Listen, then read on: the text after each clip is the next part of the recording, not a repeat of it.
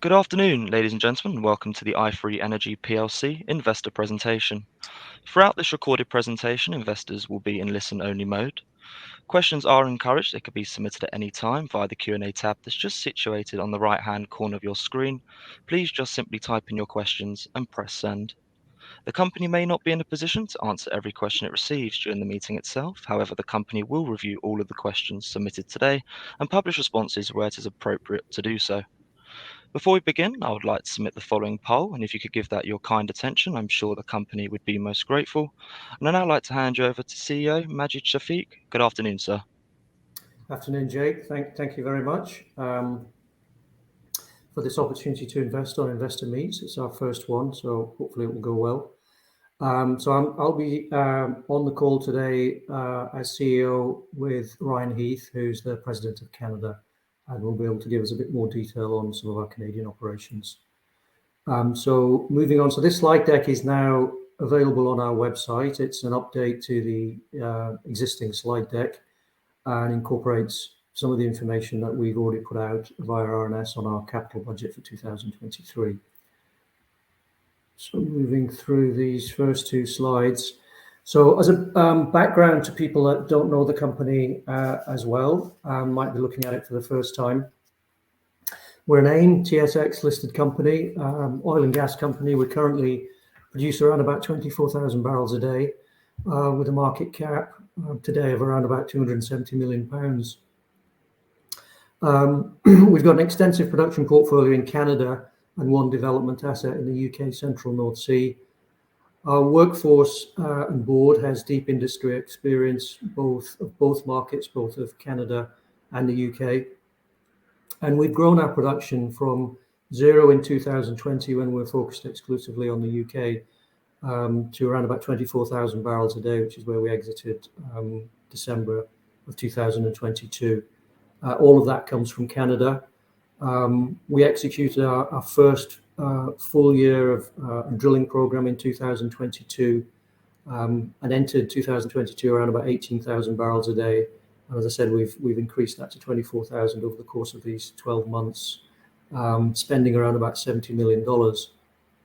In 2023, we're planning to spend $64 million in our capital program. The vast majority of that, again, is in Canada, and we're forecasting that we'll increase our average production by up to 13% to 23,000 barrels a day in 2023.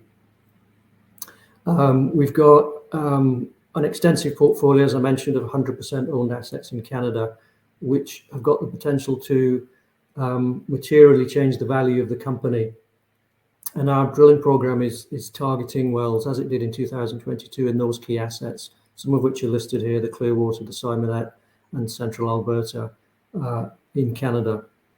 And all of those have got assets that can provide catalysts for share price growth. Our Canadian expansion was funded by equity raised in London, and we offered our investors a business model which offered both growth in terms of production, cash flow, and hopefully share price, and also income. And we've managed to do that. We've increased our share price from 5p to over 20p during that period of time, and we've returned over $20 million in dividends over that period of time. Our budget case assumptions, which are $80 a barrel for WTI, and 450 Canadian dollars for Canadian gas per gigajoule, are forecasting, with success on this drilling program, net operating income, which is field level income, of between $100 and $167 million for 2023. The other key aspect of our portfolio is that we own all of the assets 100%, and we do have the option thereby to finance those if we want to expand more aggressively up through the asset by farm outs or sell downs of those assets, or by adding conservative amounts of leverage.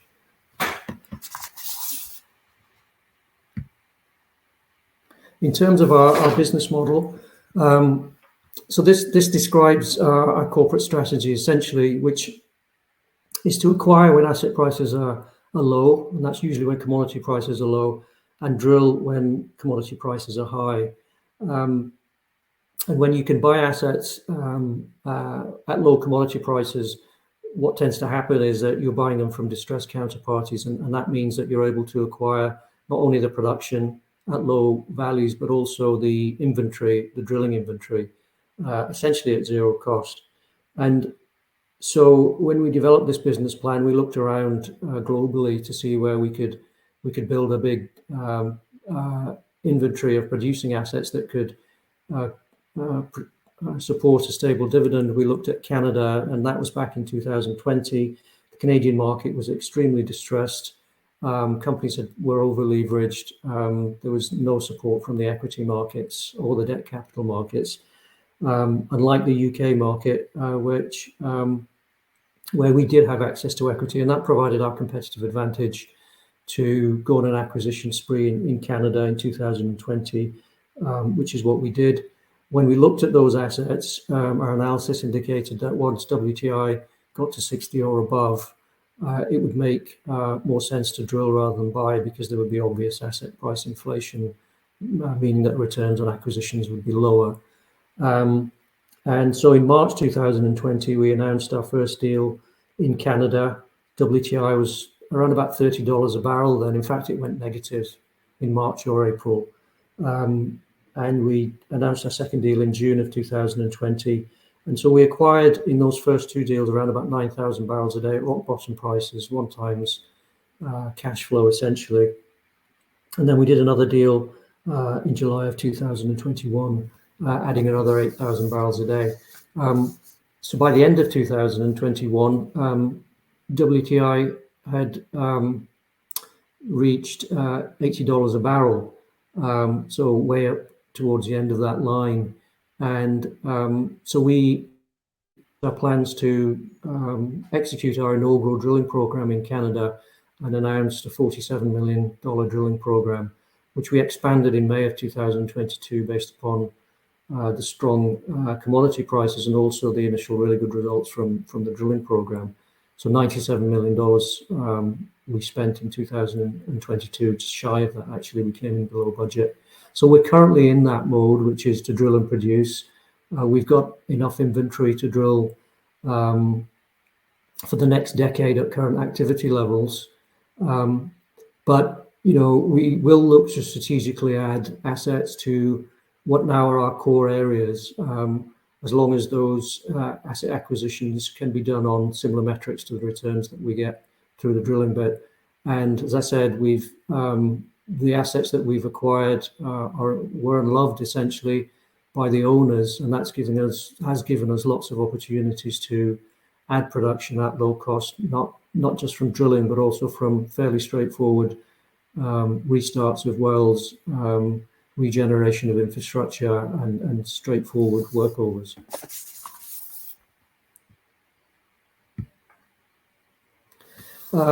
This is a further description of the business model, essentially, that we outlined to our new investors when we raised the capital in London. So we were offering a total return model, as it's called, essentially production and cash flow, and hence share price growth, and also income growth. And the asset characteristics in Canada allowed us to do that, offer both growth and income, because we've got hundreds of essentially what we bought were hundreds of production wells, meaning that there's no concentration risk. And that was absolutely critical in our thinking, that, you know, a whole bunch of wells can go down and production and cash flow is not really impacted, which means that we can fairly conservatively offer a dividend that we're very confident that we can maintain and progressively grow through those catalysts that I mentioned. And as I said, that's the business plan, is to grow production and share price incrementally with these drilling programs, and then also make sure that we target strategic assets that have those big catalysts that can offer step changes in share price growth. And, you know, we've essentially delivered on this. We've increased dividends year on year from 2021 to this year.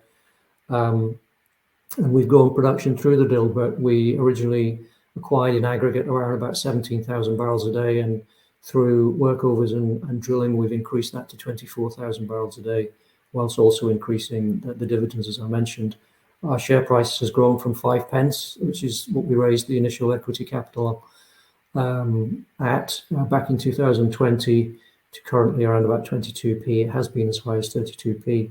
So our plan for 2023 is to follow this model and grow our production by up to 13%. And we've offered to, well, we're going to increase our monthly dividend by 20% from what we were paying in 2022, which translates actually to a 60% growth in dividend in 2023 relative to 2022.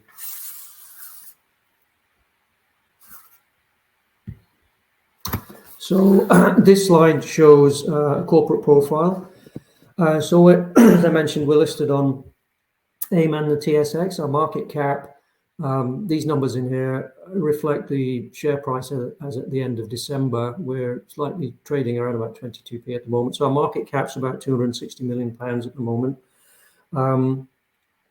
As I mentioned earlier, we've got a very strong board and management team. It's worthwhile mentioning John Festival here. He's got a really, really strong track record in Canada. He's our chair. He was originally on the board of Toscana Energy Income Corporation, which was our first transaction, but he has got a stellar track record in Canada of building and selling companies. So he's built and sold 2 companies between, I think, 2002 and 2016 in Canada, and sold them for an aggregate value of over 3 billion Canadian dollars. So we're really, really pleased to have him on the board. There's very little arbitrage between the 2 stock exchanges, so the share price in one follows the other. The majority of the trading is in London. 90% of our shareholders are in London, and so the price is driven, and most of the liquidity here is in London. Current dividend yield at 22p is about 8%, and the management hold around about 10% of the stock, so we're completely aligned with our shareholders. The asset base, as I said, is ideally suited to the business plan that we have. It's very large, very diverse, which mitigates all the risks that we need to mitigate to be confident that we can pay the dividends that we're projecting. So there's over 850 net producing wells. We've got over 850 drilling locations that we can drill. The base decline is very low on the asset base that we bought. It's around about 11.5%, which again supports that stable dividend. The average in onshore Western Canada is around about 20%. So we bought some really, really good assets. We've got a good commodity mix, which also helps mitigate pricing risk. About 50% gas or just over, and about 20% oil and condensate, and 25% NGLs. And very importantly, around about 75% of our production is operated. So we're very much in control of the asset base. Magic, just 2 more points I'd add is that the 11.5% base decline, that's attributed to about 18,000 BOEs a day of our production. So the legacy production, for the bulk thereof, that we acquired from Cenovus and Gain. And because I track this on a daily basis, at 22 pence today, the current yield's about 9.3%. Okay, so in terms of what we bought when we went into Canada, this is an outline of the asset base. Ryan's going to go into a bit more detail on these assets later on. But from a high level, there's 4 key areas here. Central Alberta is our production machine. Around about 65% of our production comes from Central Alberta. We've got very large exposure to some key reservoirs here that provide really a stable, low decline, repeatable production and incremental production from drilling. It's more gassy, but we also have a very large ownership in infrastructure in this area. There's the last transaction that we did from Cenovus in 2021 was focused on this area, and that allowed us to step up our working interest in a lot of the assets that we already owned. But so that ownership of those assets gives us lots of opportunities to increase revenue through third-party transportation and processing. And then the other 3 areas more oily focused, Wapiti, is oil focused, very high return wells, focused on a couple of key assets, key reservoirs, the Cardium and the Dunvegan. The Simonette area is a key strategic asset for us. We own all of that acreage 100%. Very large position there, very large asset base and potential to add or more than double our production if that was fully developed. And so that's been a key area for our drilling program. And then the Clearwater, we're growing strategically here. We do already have a very large position here that we acquired when we bought Toscana, but we've been growing that strategically to acquire more assets in the Clearwater. This is arguably the best play onshore North America. It's oil production, it's shallow, and it's very low cost. The wells don't have to be fracked. So really high return economics in the Clearwater, and that's a strategic growth area for us. The chart at the bottom shows our growth since we entered Canada.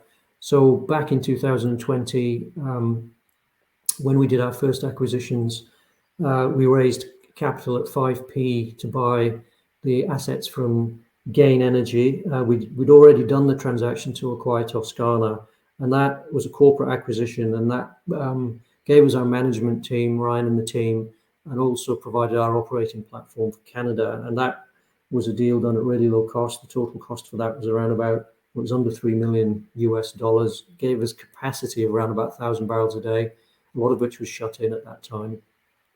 And we acquired that through a debt and equity transaction, as I say, for $2.8 million. We bought $28 million worth of debt for about 12 cents on the dollar. We followed that up in the summer of 2020 with the first big acquisition, which was the asset acquisition from Gain. Gave us around about 9,000 barrels a day. We acquired that for $26 million US. And as I say, we raised all of that equity in London at 5p. And then the next big transaction was from Cenovus in the summer of 2021, where we acquired another 8,000 barrels a day, thereabouts, for about $54 million US. And again, raised all of that as equity in London at 11p. And over that period of time, you can see that we've grown production to around about 24,000 barrels a day. And those acquisitions were done at really low cost. In aggregate, around about 1.4 times next 12 months field level operating income, and around about less than 4,500 per flowing barrel. We're currently trading at 13 or 14,000 per flowing barrel. The metric there is on $1 per barrel, is on a $2p basis, so less than $1. But the other key statistic is that we paid about, I think, from memory, around about 60% of the PDP value for those assets. So the PDP value is the value just of the decline, no additional capital going in. So we didn't pay for any of the drilling inventory. And as I mentioned, we've got hundreds and hundreds of drilling locations which we got free, simply because of the time that we did those transactions. So we sit here, and as I say, we sit here in 2023 with around about 24,000 barrels a day of production, with stable, low decline, and hundreds of drilling locations that we can execute on year to continue to grow production. I'm going to hand over to Ryan, who's going to give a lot more detail on what we actually have in Canada. Sure, maybe just to parlay off of what you had just spoke to, Majid. Our approach to entering the Western Canadian Sedimentary Basin has been, I think, pretty surgical. There had to be a reason and a synergy associated with each deal that we wanted to do. With Toscana, there was the associated tax pools, there was the Clearwater acreage, and a built-in M&A team. And then we looked at the Gain assets. It was just too cheap to pass up, and overlooked assets galore. And ultimately, we were able to capitalize on that and then parlay that transaction into the Cenovus transaction. And could not be happier, especially when it comes to Central Alberta, because it's the Cenovus Lodgepole Hoadley production is something that I personally tried to acquire on 3 separate occasions, just because the overlooked nature of the assets, nothing had essentially been done in 10 years. And they fit Gain Central assets hand in glove. So just an anecdotal stat, what I love is that when we acquired the Gain Central assets, there was 148 wellbores that we were producing 667 BOEs a day from. Post the Cenovus transaction, those same 148 wellbores are now producing 3,100 BOEs per day right through our owned and operated facilities. So it's looking for synergies and capitalizing on opportunities. So key asset characteristics driving value, not only for the current assets that we have, but what we're looking at go forward are multi-zone potential with high impact company making opportunities. Optionality is always great, and the more geological zones that you have to attack, the better, simply put. Balanced commodity split. If oil goes up, we want to be able to go into our Cardiums, our Montneys, our Clearwaters in the north and capitalize on high oil prices. And as NGLs or gas come into vogue, we're going to shoot down to Central and drill up our Glocks, flares, oil rich. So low base decline. Majid mentioned that the lack of concentrated risk and legacy production. That's critical for us to come in, establish a base, to have something that is akin to sub 12% or 11.5% as your base, and to have that base be 18,000 BOEs a day. It's just a tremendous set of armor that I enjoy wearing in this company, and I know the rest of the employees here do as well. It's a defensible, reliable production base, but you do want to temper that with growth, and that's exactly what we did. There's a ton of PUDs associated with all the transactions that we acquired, and so those together helped us support a potential progressive dividend for the company go forward. And again, assets are chock-a-block full of substantive inventory of high return drilling opportunities. Historically overlooked and undercapitalized assets, spoke to that as well. This was the exact case for both Gain and CV, and couldn't be happier for that. Year-round accessibility and proximity to field vendors and services. This is key just to be able to run business at your own pace and make sure that you have the support needed as things inevitably happen. Your field staff and your service vendors are critical to help propagate your day-to-day business. Extensive operated and owned infrastructure that provides access to markets with egress optionality. This is key to maximizing margins and capturing third-party processing revenues. And finally, identifiable synergistic consolidation opportunities. We always want to be on the attack, always want to be able to grow, and the best way to get maximize value is to gross up in the assets that you already own, in particular the ones that you own and you covet more.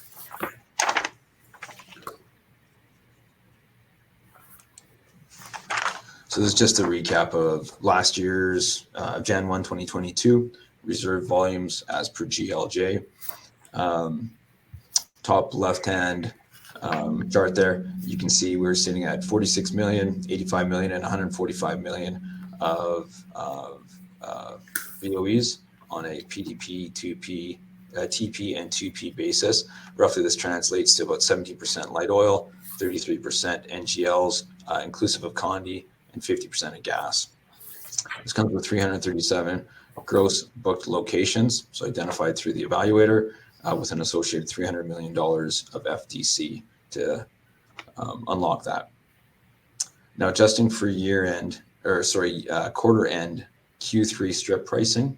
So if you'll note, bottom left-hand corner, your Jan 2022, it's a 3CA evaluation. So 3CA is typically a bit more optimistic view go forward on pricing. Strip is strip. It's factual and it's based on contracts.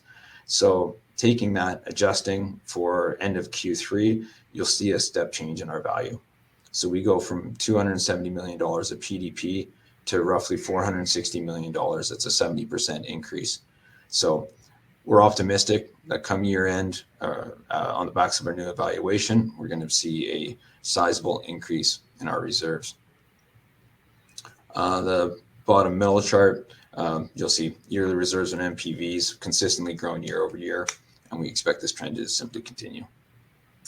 The two right pie charts, there's one main item I want to highlight here, and that's the minimal value that's currently attributed to our two key blue sky plays in Simonette and Clearwater.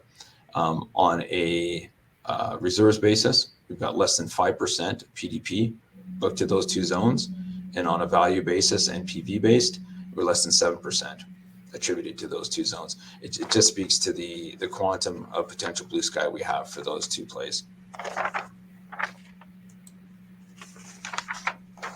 So look back on 2022. As Majid had already stated, we started the year at $47 million for a capital program. That was right-sized in May on the backs of, I think, $120 US WTI oil and about $7 AECO. So that was transposed to $97 million, and we rolled it out from there. So ultimately, you'll see the total capex at $90 million. That excludes certain Serenity costs, so there's no confusion. So based in Canada, though, we came in $2 million under budget, and ultimately we spent $71 million towards drilling operations. So that gave us 6 block wells in Central, a number of Belly Rivers, a number of Falairs, 11 Clearwater wells, 4 Cardiums, 1 Dunvegan and Wapiti, and our 2 Simonette wells. Originally, it was planned to be a bit more Glock focus, but with the success that we were having in the Clearwater, we shifted funds to help propagate that play. So ultimately, you can see on the bottom charts here, bottom left, no number there, but that peaks out at an incremental 6,500 BOEs per day associated with the 2022 program, which we're very pleased to hit because that was right on type curve. And then off to the right, you can see on a T0 basis. So if all these wells were drilled at T1 and then modeled forward, that would be the production profile that you would see. And it comes with an oil and condensate split of 35%, 13% for NGLs, and 52% for gas. The capital efficiencies ultimately were great with the program. On an IP365 basis, at 5,433 BOEs per day, we're hitting just shy of 13,000 BOE per day.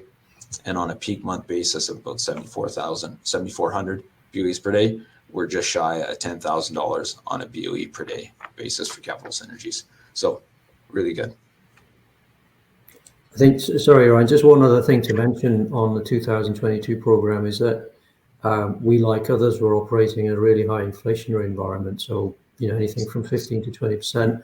And you can see that we came in slightly below budget. So it was a really, really good performance from that perspective. And, we made sure that key item steel was very expensive. Obviously, we made sure that we pre-ordered casing and tubing very early on in that, prior to that program commencing, so that we can mitigate costs. But it was a very good operational performance to come in below budget. We were expecting to actually come in higher than budget because of inflation, but managed to beat it. Yeah, certainly, and that's completely attributed to the field staff and management's forward thinking, pre-purchase of materials such as casing. But the individuals that we have in the field did a tremendous job of grinding and holding feet to the fire to hold costs where they were.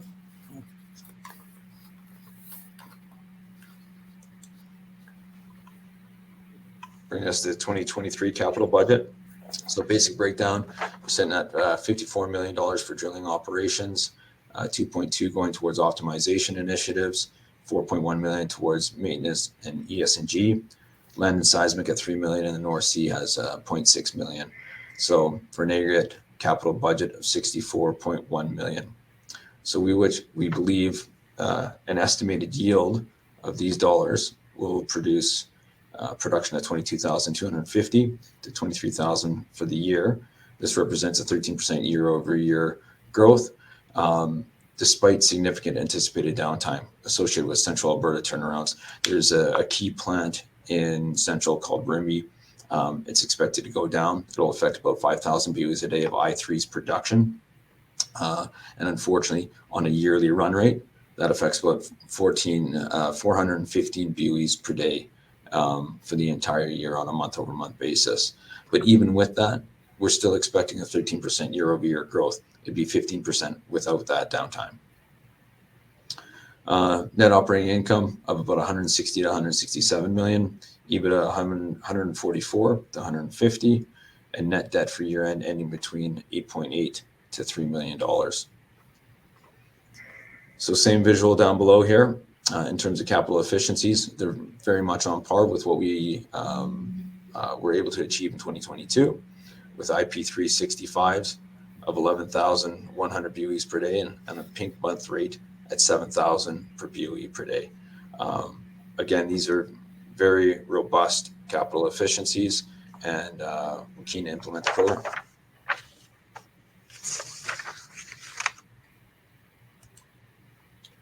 So in a bit more granular look, by design, i3's 2023 capital program is weighted heavily towards Q1 and Q3, as you can see, with the program estimated to peak its production in September with about 6,900 BOEs a day of incremental production.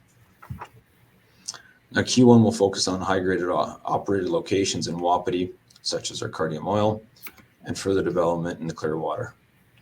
So minor operator capital activity in Q2 2022 to reflect spring breakup and seasonal wet periods. This is a common theme year over year. June in particular is a very wet month for us, and if your rig moves are caught within this time frame, it can increase your costs exponentially. So we try and avoid this on a systematic basis. Then in Q3, we've got an aggressive capital spend where we pair flush production with historical strong winter pricing. This is when we plan to bring on our Glocks, flares, Wilriches. These have high initial rates, but also high initial declines. So you want to capitalize on a hot commodity cycle to maximize benefit in terms of IRRs. In terms of non-op capital, this reflects high IRR opportunities with companies which we previously reviewed and agreed to and are pursuing with existing operators. And we have allotted $3 million to workovers and optimization operations with projected capital efficiencies of approximately 11,000 per BOE per day.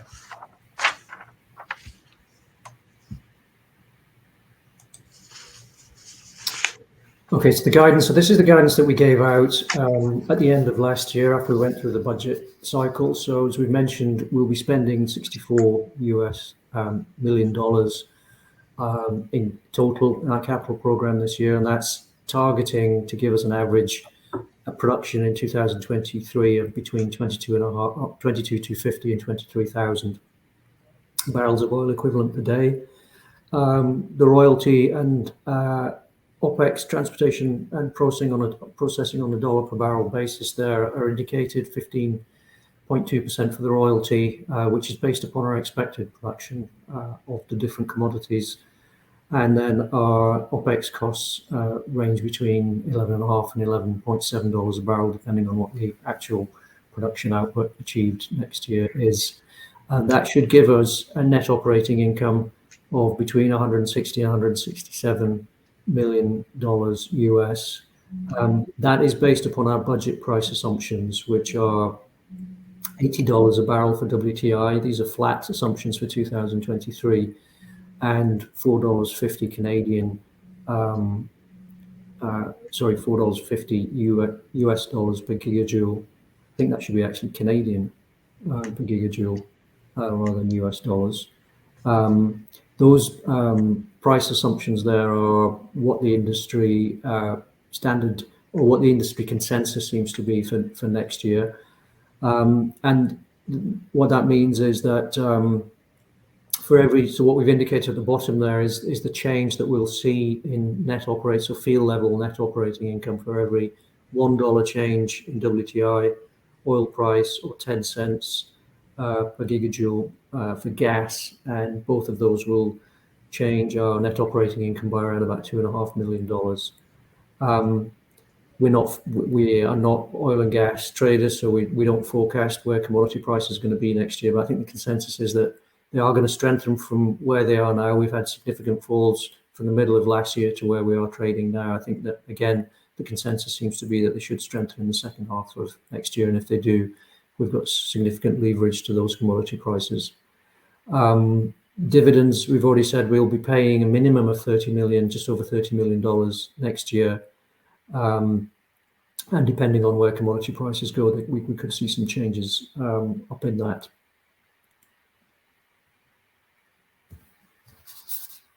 Next slide, Ryan. Yep. So starting off with the Clearwater, again, a major reason why we acquired the transaction with Toscana. It was a key component of their asset base, and certain technical individuals that were along with our story found it highly coveted and were keen to get their hands on it. Since that acquisition, though, we've significantly expanded this play through farm-ins, acquisitions, and land sales, with our current Clearwater holding roughly about 70,000 net acres, and one of North America's premier oil plays with an average working interest of 76%. And now we've got less than 2% of this currently booked to date and have ample tenure to develop the play. Got over 200 low-cost horizontal wells capable of half-year to 1-year payouts with NPVs of $2 to $4 million per well, with current production sitting at 550 barrels per day in Martin Hills.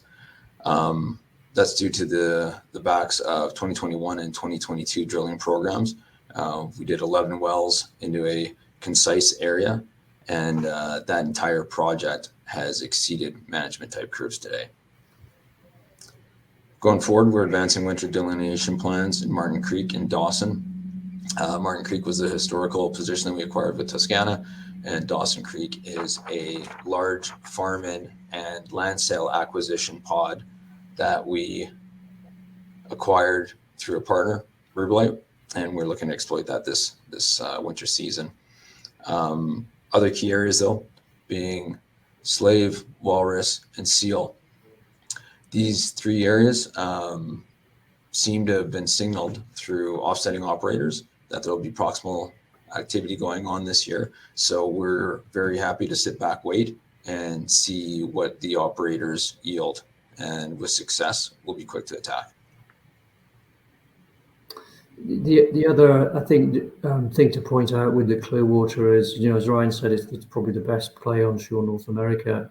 But you can see for the production profile at the bottom, it also, because it's the nature of the asset, very high, relatively high permeability reservoir, so they don't need to be fracked. And what that means is that declines are much, much lower than you typically see on other plays in Canada. So that's one of the key attributes of this. It's 100% oil production, and it's very, very low decline. Yeah, which folds into their robust NPVs. Right? The returns on these wells are incredible.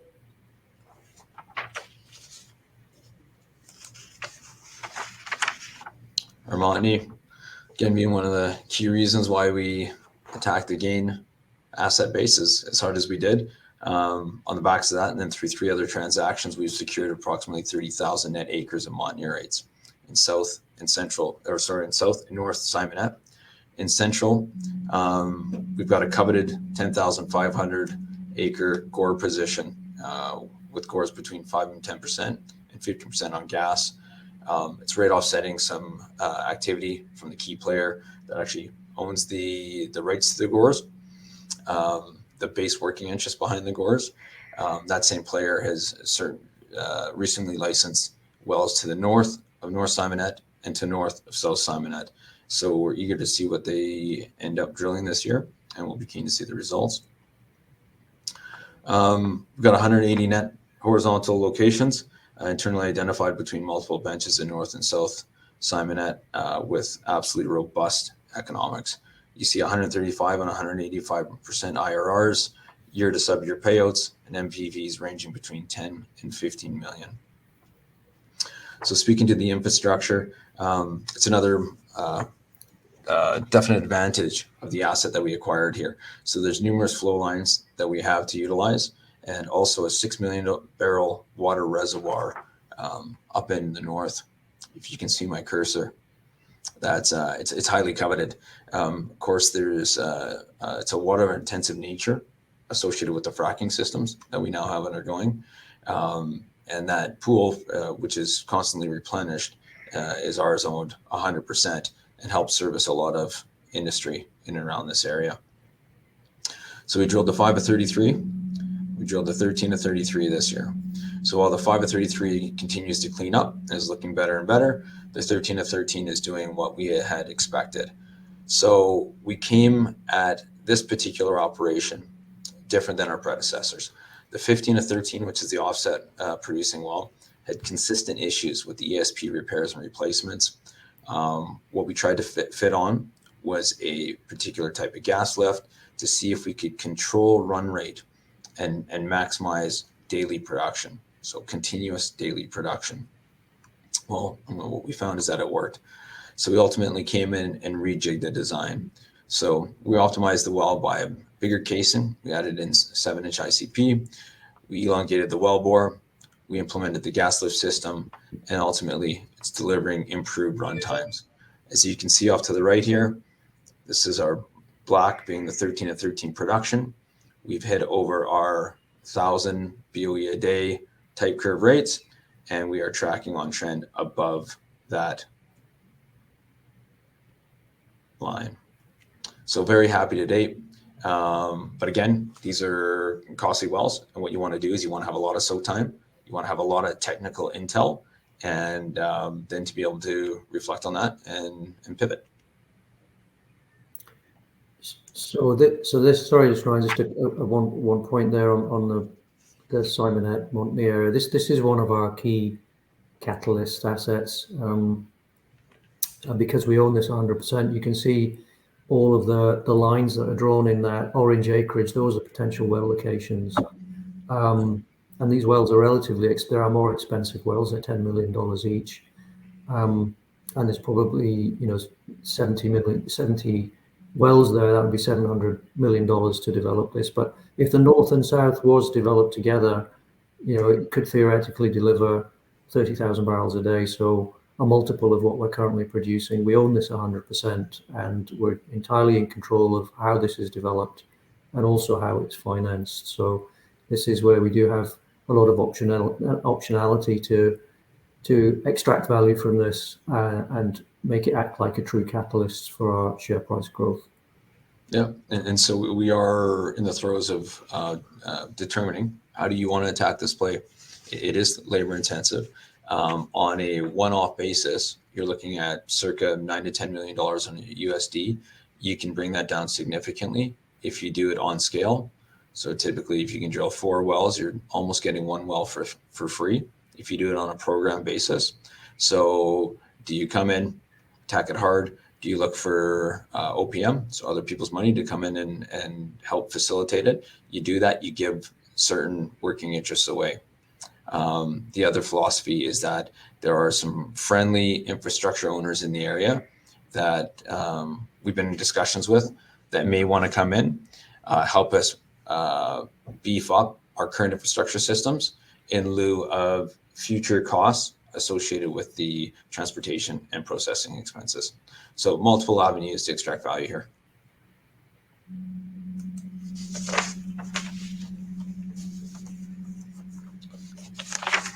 So with the Glock, so this is one of Canada's true bread and butter plays. It is a prolific marine barrier bar complex. Just to give some form of scale, each one of these boxes is 6 miles by 6 miles. So roughly going from the base of the field on the Glock to the north, you're looking at 40 miles in length, and you're looking at about 14 miles wide.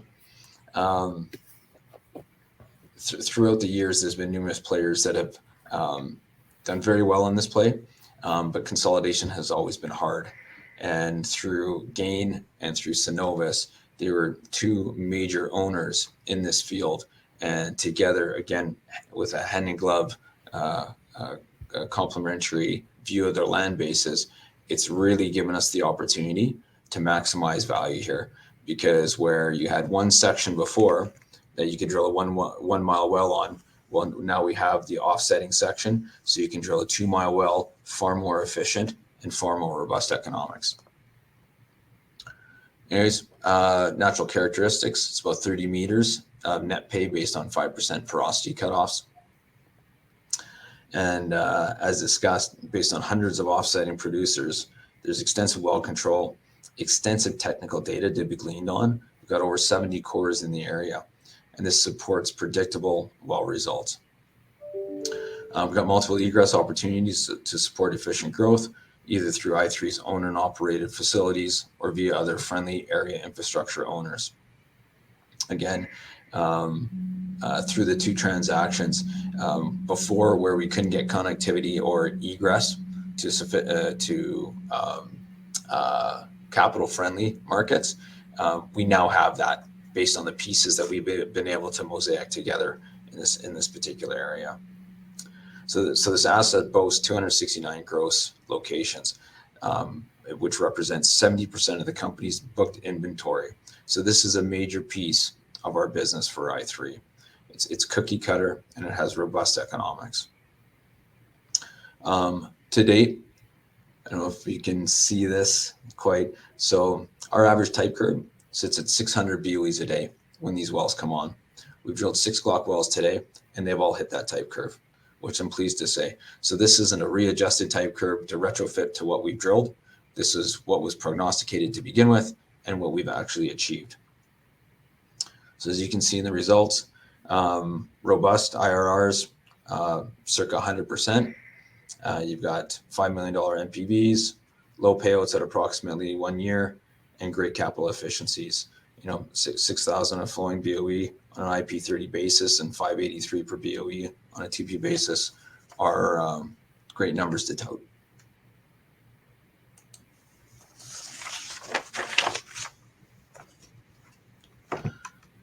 So our Cardium, this is a high focus in Wapiti. And again, from day one, since we acquired the asset, we've had numerous suitors come in trying to extract this from us.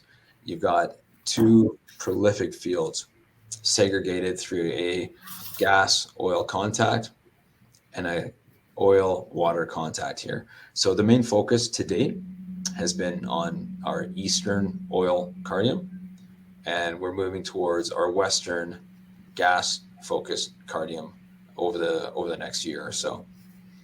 So you've got Cardium light oil and liquids rich gas, primary zone in Wapiti, shows us 93 gross locations, 41 net, and some very robust economics.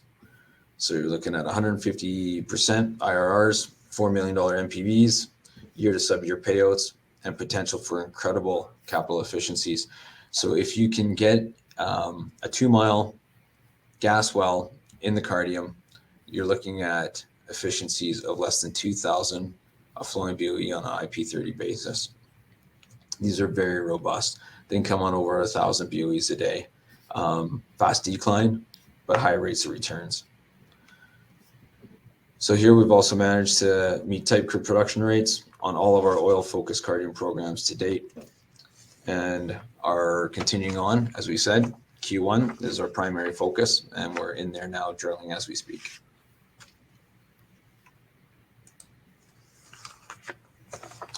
This is a summary well of our logs, just to put a large number out in front of you.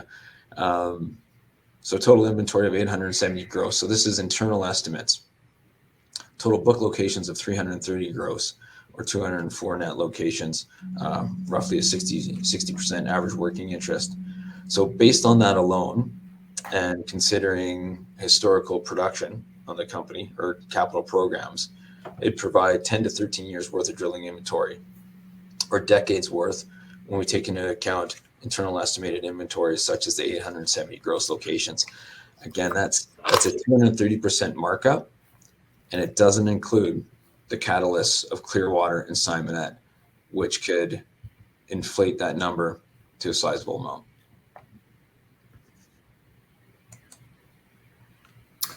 Okay, so Serenity. So this is our asset in the UK. It's situated in the central North Sea. And when i3 was originally founded and listed in London, it was on the back of this license or licenses in the UK. Initially drilled the Liberator field, which didn't go to plan, but we made this discovery back in 2019 called Serenity. And at that time, we estimated it could contain up to 200 million barrels in place. The discovery well, which is shown on that map, the 1323C10 well, was situated just across the block boundary from the Tane field, which had a well that tested in this Captain reservoir around about 4,000 barrels a day from 5 or 6 foot.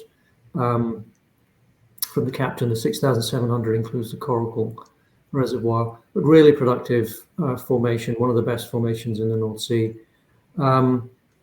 So we drilled an appraisal well in September, essentially to try and prove up those volumes. And the appraisal well was drilled where indicated on that map, roughly in the middle of the field, the 1323C12 well. That well, unfortunately, didn't find the sand that we'd found in the discovery well. It did find a lot of Captain sand underneath that, but it was water wet. So we've had to reevaluate the volumes and the mapping here, in which we now have done. And we're estimating that we've got a volume around that discovery well, anything between 11 and 20 million barrels in place. The recovery factors in the Captain here are around about 50%. So on a P50 basis, there could be around about 8 million barrels of reserves in place. Those volumes would justify and be economic for a one well development of Serenity tied back to Tane. Tane itself is operated by Repsol Sinopec, who operate the Blake field, which they produce to the Blairholm FPSO to the south of this map. And Tane, when developed, will be developed back as a subsea development back to that FPSO.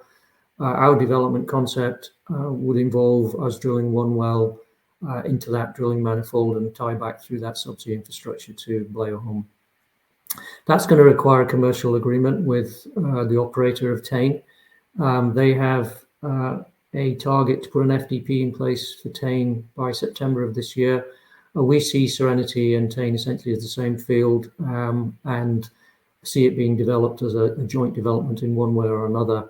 So our program for Serenity this year is essentially, there's no capex, there's no further drilling required. We don't think there's any more appraisal drilling required. It's essentially moving Serenity forward towards a field development plan, which would be aligned in terms of its timing with Tane. As I say, there's no capex and minimal overhead. We've budgeted around about $600,000 in total for 2023 to move that forward in an FDP program.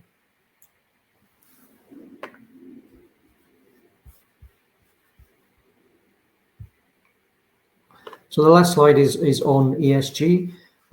So we issued our maiden annual sustainability report in 2022, and we really made big strides in 2022, focusing on reducing methane emissions, which are much worse than CO2 in terms of their climate change impacts. And we started by replacing all our high bleed pneumatic controllers that use methane as the power fluid with low bleed controllers, or introducing pneumatic air systems. All of those replacements have now been done. We've replaced hundreds across the portfolios that we've acquired from Gain and Synovus. We're now in the process of retrofitting around about 400 solar-powered chemical injection pumps, which again use methane as their power fluid. And once all of that's done, that will remove around about 71,500 tons of CO2 equivalent methane every year, which itself is equivalent to removing around about 15,500 cars from the road on an annual basis. So a really good achievement over the last year or so. Very concerted effort to get that work done. We've also started a process of replacing power for pump jacks from diesel and propane by electrifying a certain number of pump jacks that we operate, and that process has just begun and is ongoing. We will be updating our sustainability report on an annual basis. Our current target is to be net zero by 2050, and we're likely to accelerate that once we have a better understanding of the portfolio. That brings us to the end of the presentation. And what we'd like to do now is to go through the questions that have been asked. And we've had quite a few that have been submitted over the course of the last couple of weeks. And we're just going to try and run down during the remaining part of this. Majid, Ryan, absolutely, and thank you very much. If I may just jump back in there, thank you for your presentation this afternoon. Ladies and gentlemen, please do continue to submit your questions just by using the Q&A tab that's situated on the right-hand corner of your screen. But just while the team take a few moments to review those questions that were submitted already, I would like to remind you that a recording of this presentation, along with a copy of the slides and the published Q&A, can be accessed via your investor dashboard. Majid, Ryan, we did receive a number of pre-submitted questions ahead of today's event, and as you can see there in the Q&A tab, we've also received a number of questions throughout your presentation this afternoon also. So firstly, thank you to everyone on the call for taking the time to submit their questions. And Majid, Ryan, perhaps I could just hand back to you to address those where it's appropriate to do so, and then I'll pick up from you at the end. Thank you. Okay, so what we're going to try and do here is go through all the pre-submitted questions, and I think there were a large number of them. And if we can get through those quickly, we'll then try and answer the additional questions that have come through. So firstly, there was a question regarding, a question here, could we clarify recent production guidance exiting at 2022 at over 24,000, and your average volumes predicted at 22 to 23,000 for 2023, bearing in mind some wells are still coming on. This question, I would have expected 2023 production to average more like 24,000.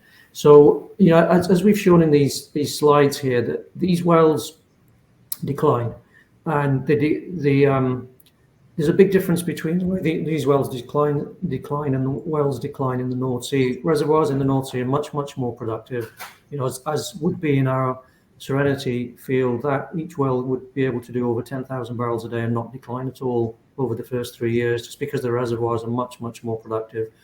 Onshore Canada and the US, the reservoirs are much less productive, which means they decline more quickly. That is just the nature of all of these wells in Canada, in the Western Canadian Sedimentary Basin. Our asset base reflects that. It's no different from anybody else's.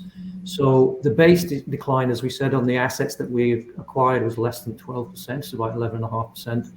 Whereas if you look at the type curves that we've shown on some of these slides, some of these wells can decline by 30 to 50% in year one. And that then reflects the production profiles that you can see in these charts. There is a big decline in the first year, and that then begins to level out. And so that's why the averages are as we project. So we're projecting an average next year of 22,250 to 23,000. We're currently producing about 24,000 barrels a day. So what we're seeing at the moment is flush production from those wells that we've drilled in the 2022 drilling program. But, you know, the point worth making here is that we've got hundreds of wells to drill. And these wells, unlike the North Sea wells, which is what people are used to over here in the UK, are very cheap, and they're drilled very quickly, and they're typically on stream in 30 days. And as Ryan said, many of these in our portfolio are cookie cutter wells, so that they're very repeatable, so we know how they're going to perform. You know, what's really good about this 2022 drilling program is that everything's come in more or less on expectation. Obviously, some wells are slightly better, some wells are slightly worse. But that's a really important aspect of this 2022 drilling program, because it's validated not only the asset base, but also our business plan, which is critical for us. And I think that's going to go a long way towards unwinding the discount that we currently seem to be trading at relative to our peers, because we're a new company in Canada. The market doesn't really know us. We have a business plan, and I think 2022, the execution of that and the performance of the wells has gone a long way to validating this. But people shouldn't be surprised by these declines. All of these wells onshore Canada and the US behave in this way. The next question was, wells are being drilled in the Clearwater for lithium and helium. Do i3 have any potential for these products? Look, so we haven't evaluated lithium or helium on our acreage. We're focused on oil development. The Clearwater play, which is referenced, arguably, as we've said, is arguably got the best economics for oil and gas development onshore North America. It's low risk, low cost, and provides immediate cash flow with very, very fast payback. It fits with our shareholder return model. It fits with our expertise, and it fits with our risk profile. So that's what we're focused on. We will look at other options to repurpose our infrastructure when it's no longer to be used for oil and gas production. And so we may consider lithium and helium production in the future, but it's very much an exploration business in Canada at the moment, and we're not an exploration company. The next question was, can I3 break out sales for oil and NGLs in future reporting? And so, in fact, we do. So we do quarterly reporting of our production in terms of production updates. Ultimately, we'll end up being, if our shareholding in Canada gets beyond 10%, we're going to have to start issuing standard Canadian type quarterly financial reporting. And at that point, we will start doing that. There is a cost associated with it, and we'll provide the generic information that's required. In fact, at the moment, we do break out oil and condensate is together because the pricing is very similar, but we do actually break out NGLs on a quarterly basis when we do that pricing.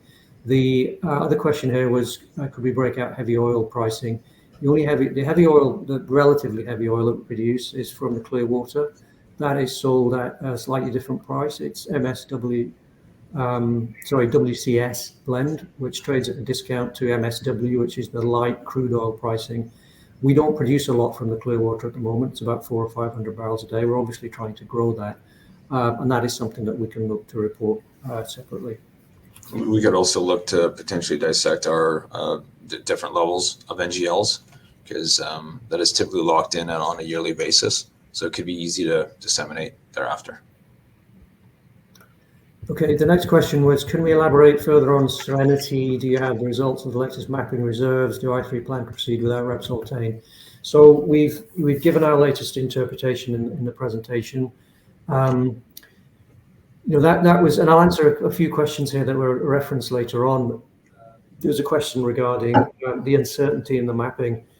There's always uncertainty in oil and gas reservoirs because they're situated several kilometers underneath the surface of the earth. So there's always going to be uncertainty associated with them. And if you've got appraisal assets, there's more uncertainty than there is in development assets.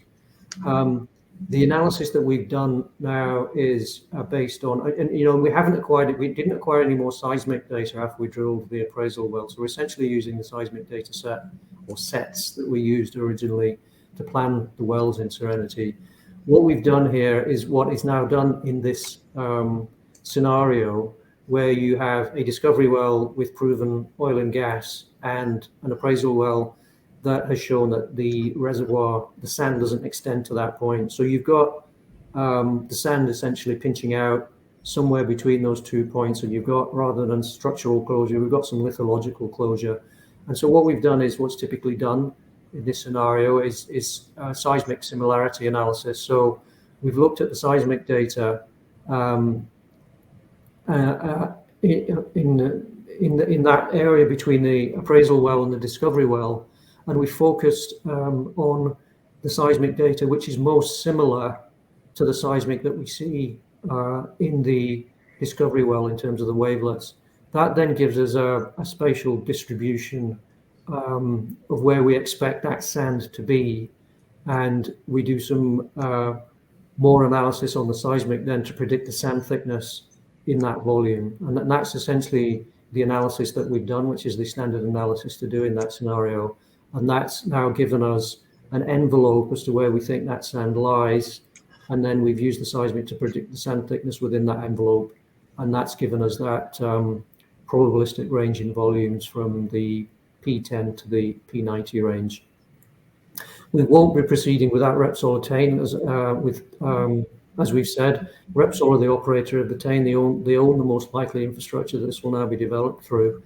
So our development plan assumes that Serenity would be developed as a single well tied back to that infrastructure, and we will only proceed once we have an arrangement and a commercial arrangement, an agreement with the operator of the Tane development to take it through that system and the processing system.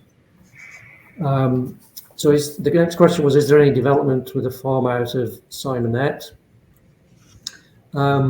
We haven't commenced these discussions yet. Ryan spoke earlier about the multiple options we've got to commercialize Simonette. We will start those discussions at some point this year. There's still a lot of additional information that we need to incorporate into our analysis, and obviously once third parties start speaking to us, we're going to have a plan that we can show to them. We're in the process of developing that, and there are multiple options that we will be looking at in order to commercialize Simonette, turn it into that catalyst that we've been speaking about. But we're early days in that process at the moment. Yeah, in short, I don't think there's any shortage of suitors. It's just philosophy and what we want to do with the asset at the end of the day. Okay. Where are we? So.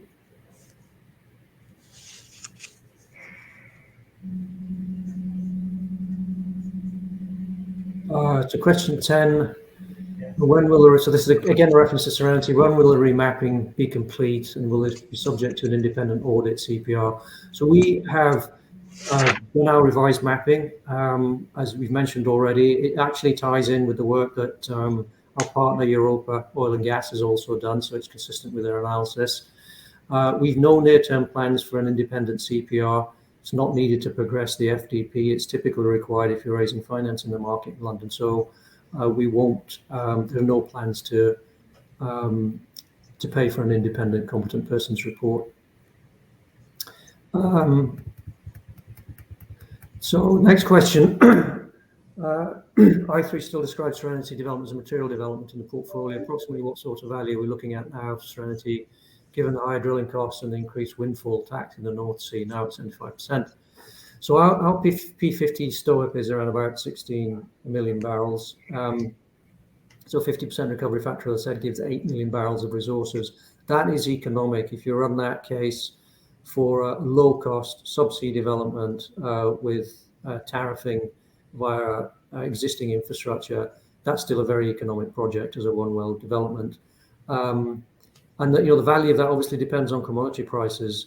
Once you get these developments to an FDP, there is an opportunity to commercialize that asset through a potential sale, for example, or to bring it forward via financing towards development. And obviously that type of development would then be very suitable to a debt financing. So we wouldn't be envisaging a lot of equity to finance that project. And we may commercialize it before development. In terms of a value, $10 a barrel is not an unreasonable number to use. It will vary from that. Obviously, could be considerably higher than that. So 8 million barrels could be $80 million. That's just a ballpark valuation. We're not saying that is the valuation of the asset, but $10 a barrel is remarkably a consistent number if you look at FDP type reserves.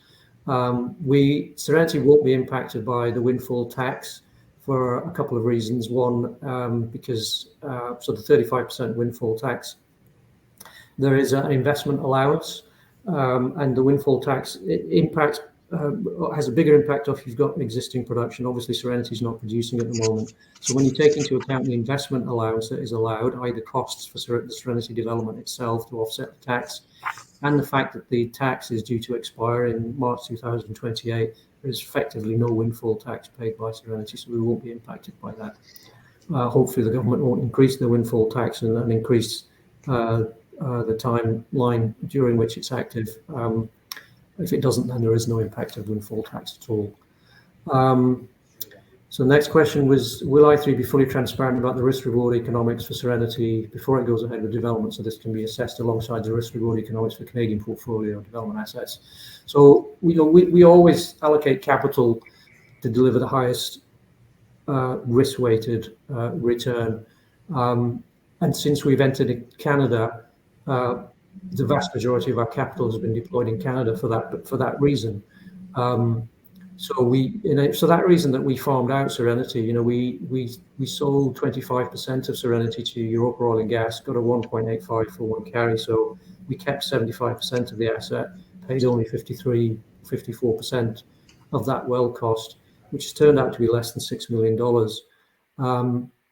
Net to I3, that would have given us exposure, had that been successful, to if it had been as big as we thought it was, it would have given us 75 million barrels of 2P reserves, which would have dwarfed the current market cap of the company. So that was, on a risk-weighted basis, was the right thing to do. The 2023 budget, as we said, doesn't include any capex for the North Sea. There's 600,000 allocated in total to move Serenity towards an FDP stage so that we can extract value. There is still value in Serenity, and that point needs to be made, and it could be considerable value. We just need to work out a way to extract that, and so that's what we're doing in the UK. So before we allocated any capital, either equity or debt to Serenity, we'd evaluate that allocation versus what we can do in Canada.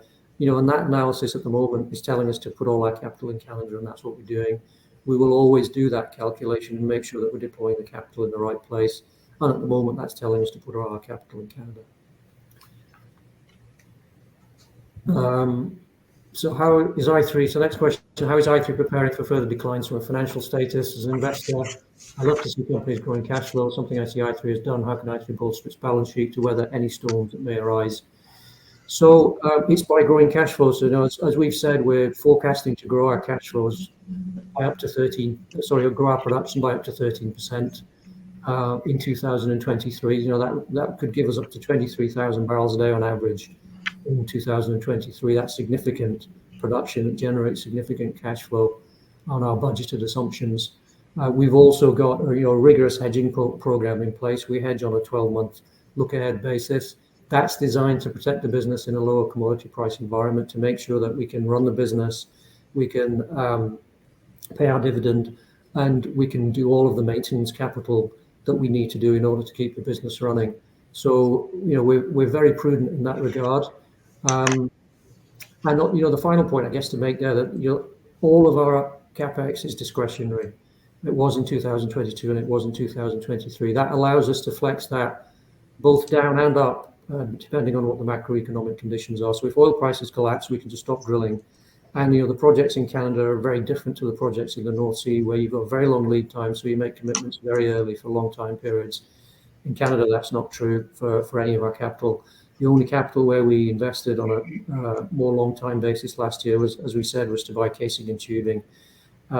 Everything else is contracted on a short-term basis. And in fact, even the casing and tubing is effectively a cash equivalent because it's very, very liquid. So it says, I have stated many times how undervalued I3 is against its peers. What specific plans do we have to rectify this? Example, share buybacks. Would you look to streamline I3 to Canada based on only stock, removing the UK office location? So I3 does appear to be undervalued on various metrics compared to our Canadian peers. I think that is pretty clear. And this is, it's partly related to, as I said, we're a new company, both in Canada especially, but this is a new business for us relatively, haven't been well understood. We needed to prove to the market that we could do what we said we were going to do, and we've proven that in 2022. I think that simple fact will start to disseminate into the market, and we'll start to see some unwinding of that discount.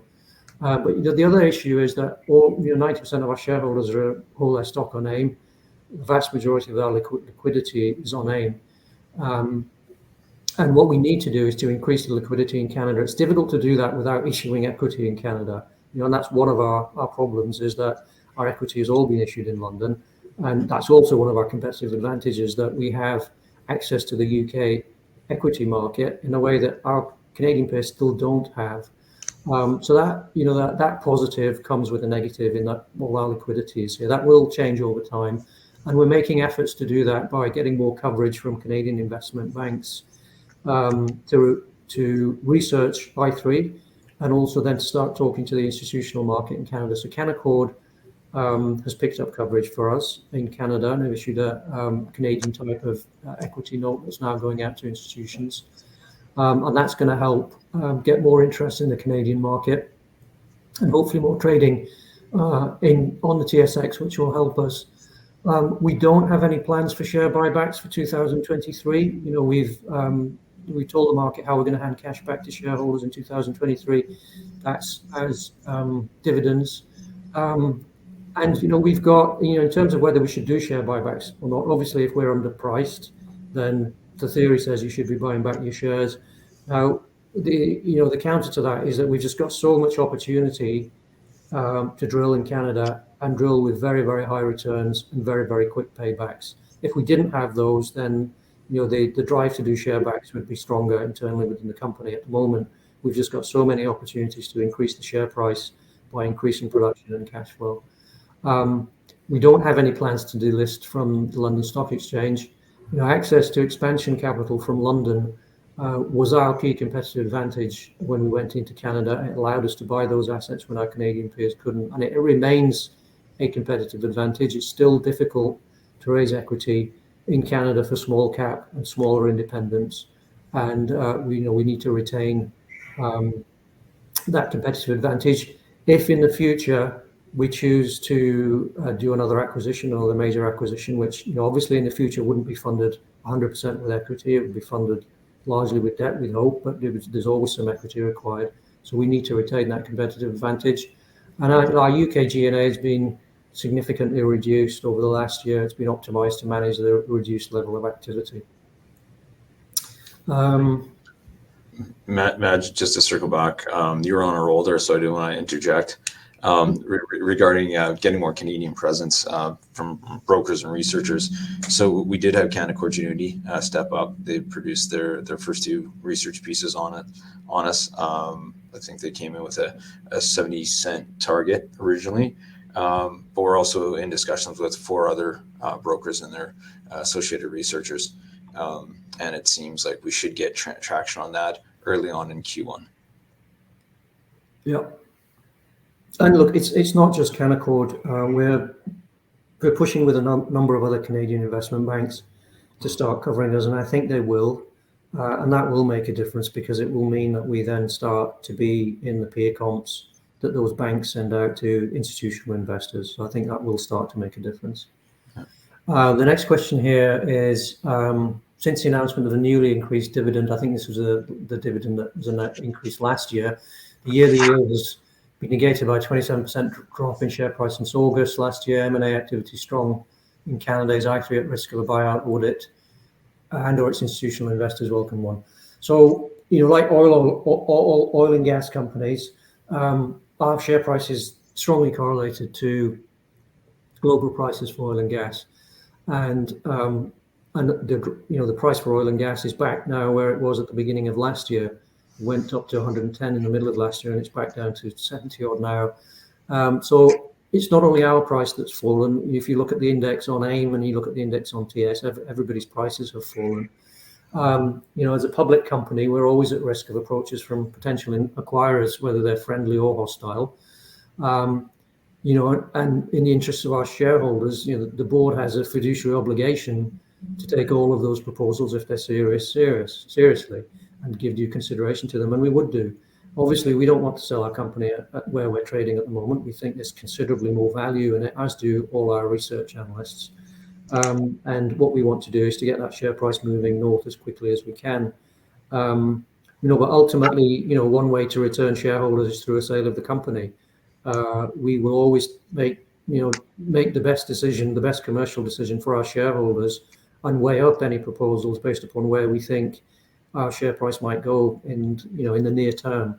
But as I say, we don't think we're at risk at the moment. There are lots of companies in Canada that are trading below where they should be trading. But we ultimately will make the best decision for our shareholders if there is an approach made. And that approach may not just be on a corporate basis, but on an asset basis, and entertain both. Absolutely, and that's a very good point, because we may be able to extract more value by selling individual assets rather than selling the corporation. The next question is, the Serenity discovery is looking to progress to a one-well development field, and with such little of the capital budget being cited in North Sea, when can we expect to see exploration drilling of the Minos High? So our focus at the moment is only on moving Serenity towards FDP, with no current plans to drill the Minos High prospect. It's an exploration prospect. We drilled Serenity because it was an appraisal well, it was much lower risk. And we'd only consider participating in a Minos high exploration prospect if we were fully carried, essentially.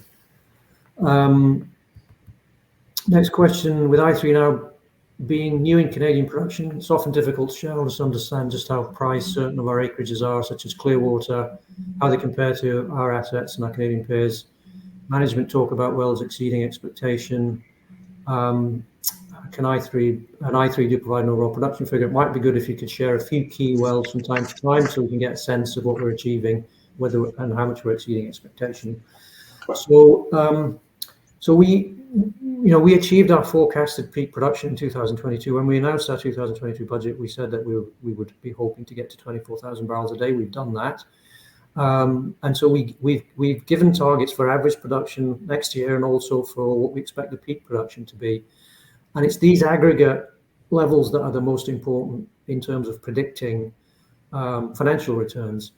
Individual wells, they're based on mean expectations for those type curves that you see. In fact, you see one there. Those are mean type curves. Some wells are going to be higher than that. Some wells are going to be lower. We're drilling lots and lots of wells. It's not really relevant whether a well is 100 barrels a day above or 100 barrels a day below. What's really important is the aggregate. And I think that's the important thing to focus on. Obviously, if a particular well result we think is price sensitive, then we've got an obligation to disclose it. So if we had a Simonette well that came in at 2,000 barrels a day when we expected to come in at 1,000 barrels a day, we would be announcing that. But other than that, I think it's important for our shareholders not to focus on individual well results, but to focus on the aggregate performance of the company. And we do report quarterly now, which allows investors to see how those wells are actually doing on a quarterly basis, because we report average production that we're seeing during that quarterly period. Do you have any appetite or plan to reduce the company's share count? We've not got any plans for a share consolidation. I think that's come to the end of the questions that were asked. Majid, absolutely, and Ryan as well. Thank you very much indeed for being so generous of your time there and addressing all of those questions that came in from investors this afternoon. And of course, if there are any further questions that do come through, we'll make these available to you immediately after the presentation has ended for you to review, to then add any additional responses, of course, where it's appropriate to do so. Majid, perhaps before redirecting those on the call to provide you with their feedback, which I know is particularly important to yourself and the company, if I could please just ask you for a few closing comments to wrap up with, that'd be great. Yeah. I guess to summarize is that we went into Canada with a business plan. We were lucky we went in at the right time. We bought at almost all-time lows, and we developed a business plan based upon that asset portfolio to grow production in a higher oil and gas price environment.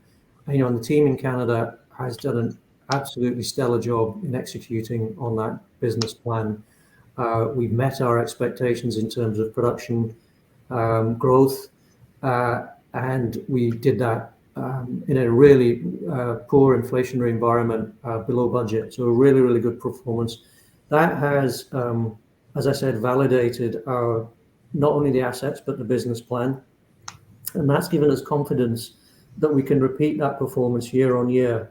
And that's what we're hoping to do in 2023. And we're hoping to advance those key catalysts, and so not just incrementally grow production, but grow production in a more expansive manner.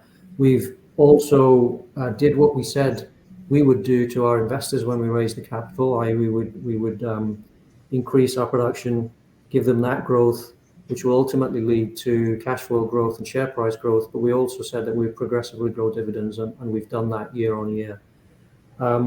Essentially, as a summary, I think we've proven the business model, we validated the assets, and we're looking forward to hopefully a really successful 2023.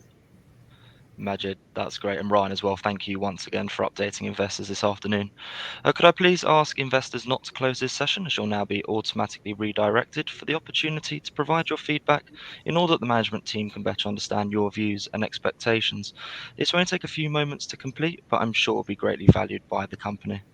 On behalf of the management team of i3 Energy PLC, we would like to thank you for attending today's presentation. That now concludes today's session, so good afternoon to you all. Thank you, everyone. Much.